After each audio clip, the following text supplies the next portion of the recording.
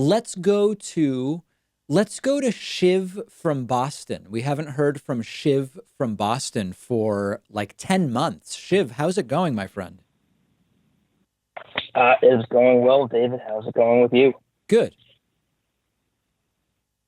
Great. Well, I guess I have two options for a question. One is on like creeping authoritarianism from the state, and the other is on kind of like right-wing views of people, both in response to the virus.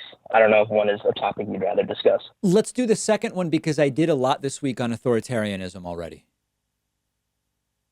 Cool. So in terms of the right-wing views, I guess I got a couple examples. So my dad is a bit of an elitist intellectual type, and his view of the virus is that like, oh, it's an IQ test, right? Because the people who are too dumb to listen to the authorities that he trusts are going to go get the virus, right? Right. Something like that.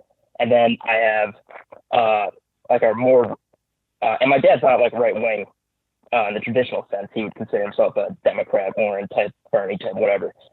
But then I also have people from my work who are more traditionally right wing from like rural Vermont, rural Virginia, where they're just like, great, all the stupid people are going to die in this. And I guess the essence of the topic I want to kind of cover with you is the nature of a person to think in the response to this crisis that all of my beliefs are correct, and that is why it's going to work out for me, whereas all the bad people who I don't like will be punished. And it kind of links to the thing I was talking about with authoritarianism, because I see this as a very easy tool to divide people. I mean, you're literally isolating people into their homes. You can't interact with other people, and your form of media is just going to tell you that whatever you're doing is right and everyone else is wrong. And I kind of point to the spring breaker thing where it's like these spring breakers, well, obviously they don't sound great and they might be dumb. They're the cause of the problem as opposed to maybe the people running things. So I want to get your thought on that sort of response So to a the couple different pandemic. things. I mean, one, so the first thing about it's the dumb people who will get the virus and die. It's a sort of Darwinian natural selection thing. The problem is it doesn't work with something that's contagious. And that's I would feel differently to say, hey, you know what?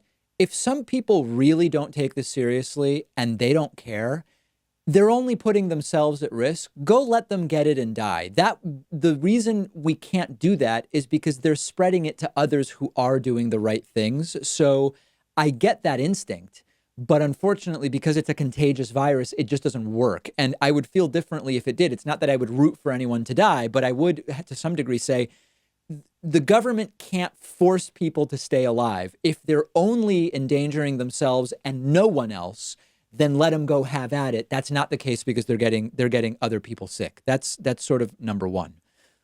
Number two, it for me, what one of the things that scares me is when I see people completely sure that they know exactly what's going on with the virus, either that they fully understand how it should be treated or they fully understand how it spreads.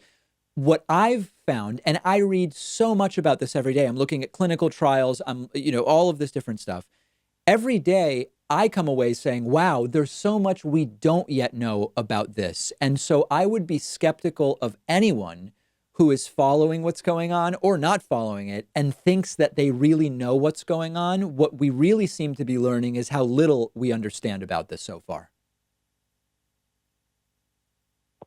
Yeah, and I obviously I don't agree with this tendency to blame other people, Oh but I boy, guess Shiv, you're my primary completely concern breaking is up now. It seems that your connection has gone nuclear. So I'm going to let you go, but I really do appreciate the question, and it was well asked. And I didn't even, because I like you, I didn't even ask you about that weird speakerphone noise that was coming from your phone. But next time, make a note of it. Make a note of it. Excellent phone calls today. Maybe the best slate of phone calls that we've had. Pat, make a note of it. We will go to a break. I apologize. I wasn't able to get to everybody, but we will take calls again.